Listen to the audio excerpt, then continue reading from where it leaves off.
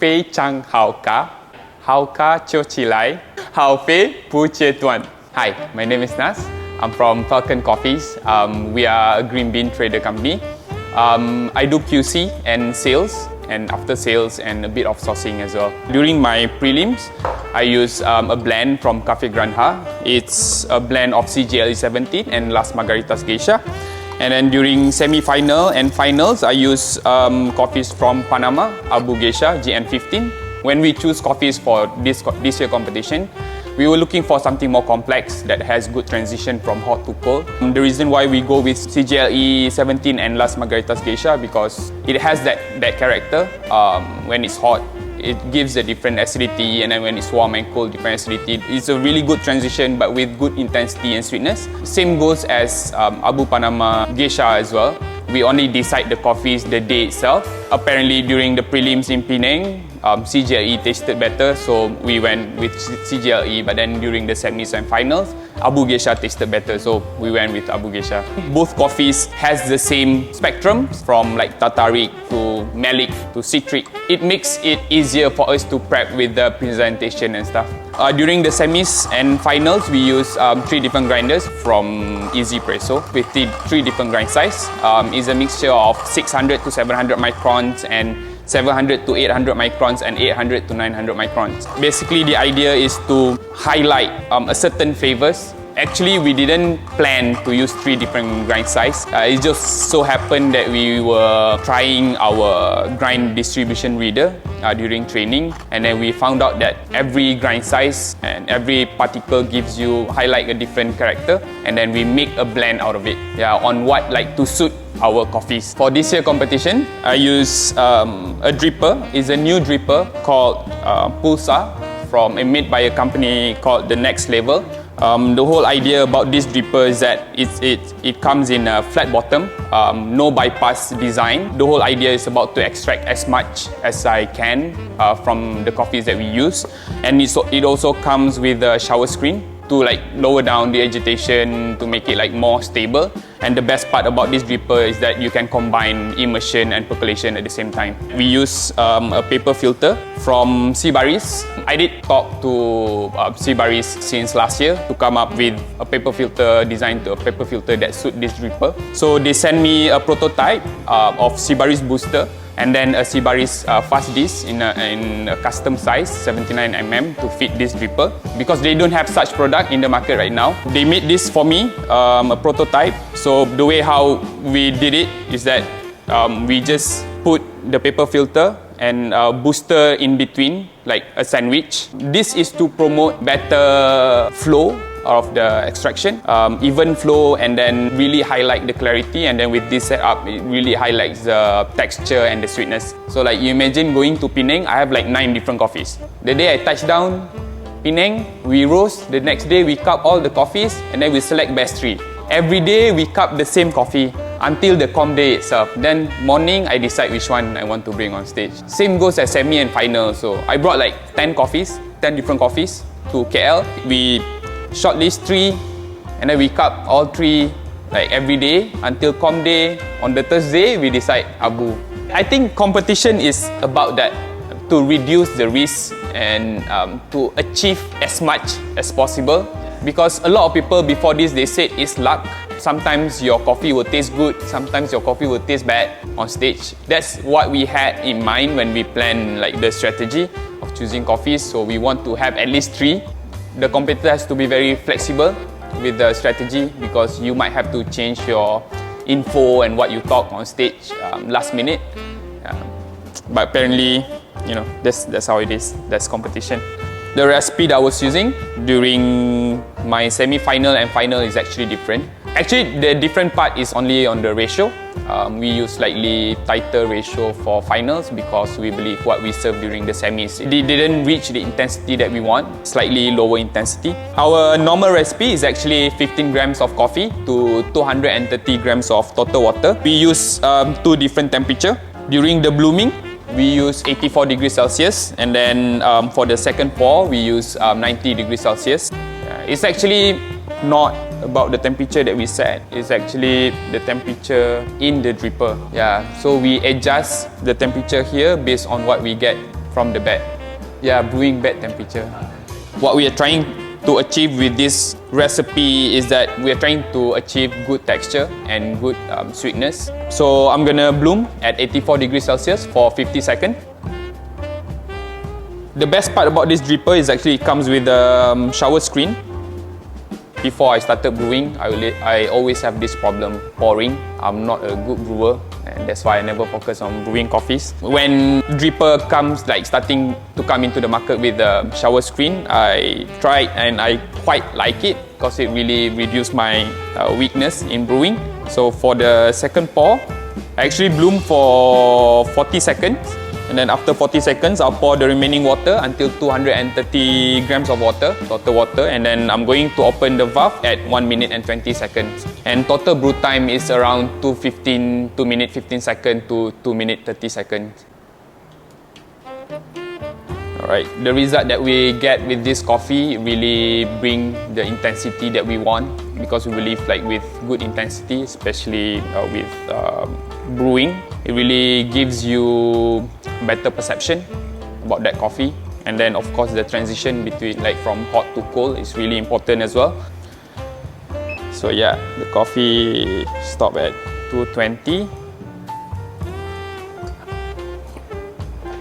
So what we're trying to achieve with this coffee is actually for the aroma, we get a lot of grapes and pineapple and mandarin orange.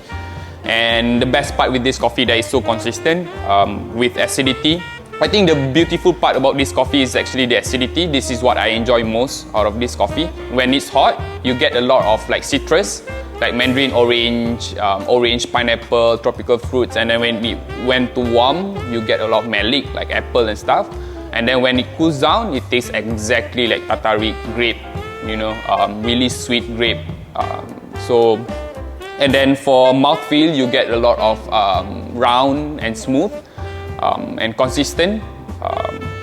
And then from sweetness, you get a lot of brown sugar, pineapple sweetness. I think the recipe is good, worth sharing, because we believe with this dripper and this recipe, we get a really good consistent result. If anyone ever had any pulsa, please try the recipe and let us know. If you have a better recipe also, please let us know.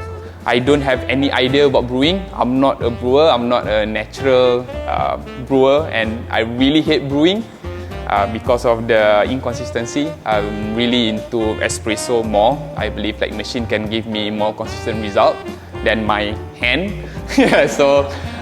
But then when I joined, because of my past experience with competition, I know that I need to really up my game and to really focus on my knowledge and my skill.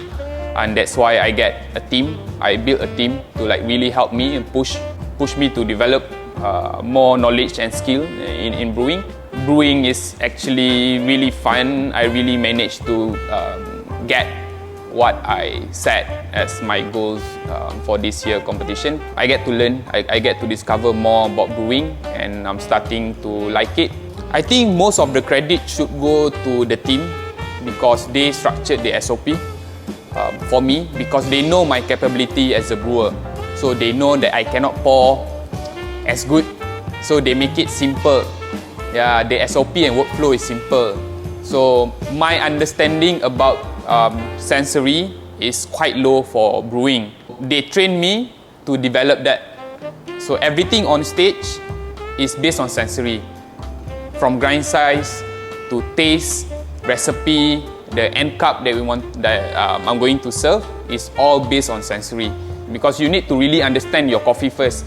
If you don't understand your grind size and how your grinder works and your brewing, there's no point of doing sorting or sieve your grind size. So I just stick to that and just focus on my sensory. That's why I think this year I really improved a lot as a brewer. I wouldn't say I'm a good brewer. I am a slightly better brewer. Slightly better brewer. That's what I've been telling all the new competitors as well. When you compete, have a different goal, have a different mindset when you compete. It's not just about winning. Everyone can win. When you reach semi-final and final, everyone on that stage has the possibilities to win, have a fair chance to win. But it's okay. If you lose, it's okay. But it's not losing, right? It's still win-win, right? Someone else win, you also win, right? You win in terms of your knowledge, your experience and stuff. You know, we just have to like keep coming back and be better, score better. That's what I've been telling everyone. Like, take that score and then be better next time. You know, it's okay if you just improve 2 or 5, 10 score, like 10 points. It's still improve. You are still a better brewer compared to last year. I started the journey as a barista from 2014. It was just a part-time job back then, to be honest. Actually, I wanted to start like doing coffee. My interest came like maybe 2012, 2013. Back then, I had like few friends working with Starbucks. I feel like it's a very nice job to do or work to do.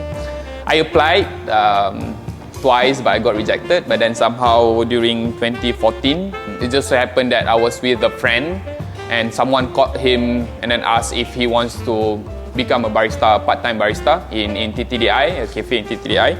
And then my friend asked me if I want to try, and I was like, yeah, sure, why not? I had a full-time job at that time, but I was working 4 days a week. So I had like 3 days off days, so I decided to like just do part-time during my off days. And then after 3 months, I was offered a full-time job. So I quit my corporate job, cubicle job, and I started like working as a junior barista. It was quite a journey. I think I take coffee as a craft, and I believe it's a craft, it's a form of art. Coffee is art for me. Once I discover, once I learn that you can adjust the coffee based on what you like and serve your customers, really changed the whole perspective about coffees. And like from that point of time, I started to take coffees as a craft, and I really enjoyed it.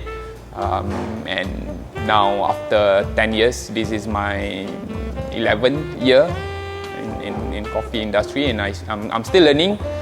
I went from a junior barista for 1 year in TTDI, and then I went to London for 6 months to just learn about the local market, to learn more about coffees. I stayed there for 6 months, and then I came back and I continued my journey as a barista from junior to senior, and then I started my own business. And then after 4 or 5 years, 2017, I started learn more about roasting. A bit here and there. I'm not like the best in everything that I do, but the reason is always to learn. I just want to discover more. I think there's so much into like in coffee that we have to learn. And then after I got the offer from Falcon, it really changed the way how I look coffee. I would say back then I was so into specialty coffee, but when I started working with Falcon, it changed like the way how I appreciate coffees, of the craft of the product that was produced by the farmers and growers. Coffees doesn't mean that it has to score just 84 and above, or just competition coffees. There are coffees that is low score that can suit a certain different market, and it is still coffee, you know, and it still helps the industry, it still helps the growers, you know, for their income and their livelihood. So it's quite a journey for me. I started competition in 2019 in MBrC. 2019, I went to the finals. It was quite a journey because it was my first year. I train alone. I do have a team. I have a roaster, and then I have someone else to help me with sensory, but I don't have a solid team. That's what I learned from my first competition. And then I went 2020. I didn't go through the prelims, but it was partly because of me, myself as well. Someone told me last time, like when I did my training for 2019, he told me like never underestimate the competition. No matter what rank you are or you were, you still need to train, you still need to commit for training, you still have to give your best. And that's what I learned from 2020. I didn't train enough, I took it lightly, I didn't focus during my training, so I didn't go through prelims. And because of that, 2020, I decided to take few years off because I told my wife this. I'm planning to compete 4 years. So those 2 years was the first 2 years, and then I decided to like rest for 2-3 years and help someone new. So to build a better perspective, to get a better perspective about competition. And then 2023, 21 we didn't have any nationals. 22, 23 I worked with a new competitor. And then 24 I decided to join. At first I wanted to join MBrC, but then because I just joined Falcon, I know that I couldn't commit. Because with MBrC you need to like really focus, you need a space, you need a proper setup for training. And then so I decided to join MBrC because I think brewers is something that I'm weak at. I don't have much experience in brewing, so I thought like by joining MBrC would help me to, you know, become a better brewer and stuff. So yeah, it happens, and I might go for another year next year. I'm a father of 2. I have 2 daughters. Once you have a kid, your life totally changed. So whatever I do now is basically, I believe, from my personal perspective, is to give them a better picture of life, that you can be successful in whatever you do. It doesn't have to be, you know, just a formal education, formal work, professional work. You can be good at anything that you want to be. It's about inspiring others. In order for us to be better as an industry, we have to grow, and we also have to accept the fact that it will be a slow process. So every inspiration that you get or you can contribute would be benefit the industry in the future.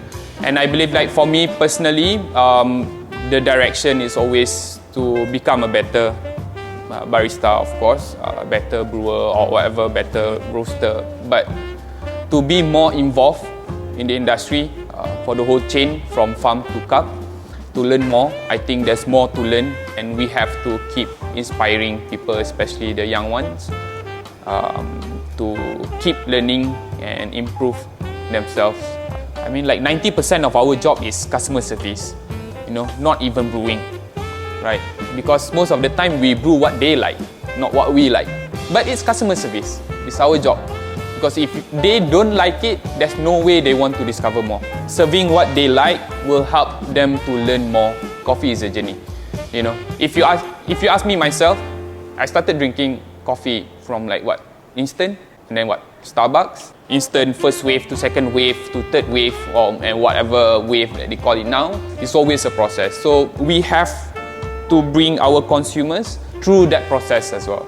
Like over time, they will enjoy better coffees, of course. At the end of the day, it's about making more people drinking coffees. No matter if it's commercial or specialty, it's the same.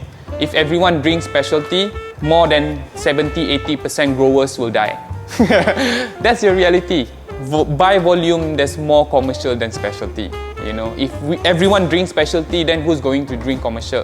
How can producers and growers make money to sustain their life? That's why I think we have to change the perspective of coffee industry, and we have to change the narrative as well. Too many people that I want to say thanks to, but of course everyone in the industry, everyone that helps, everyone in the competition, from consumers, my regular customers, my family, my friends, my ex-business partner, or you know, whoever that was in the journey, the teachers, everyone that taught me coffees, the companies that I've worked with, they spend a lot for me to learn, from, I don't know, Grumpy Cyclist to VCR to IH to, I know, my own business, Micro, my ex-colleagues, the Roastery, Godspeed, Falcon now, and I don't know, everyone that I will meet in the future, my client, everyone that taught me a lot, and also King for the space. Okay, the first one is what? 非常好咖，非常好咖，非常好咖，好咖酒起来，好咖就起来，好咖就起来。好飞不间断。Oh, okay, this is a long one. Sorry. 好飞不间断，好飞不间断。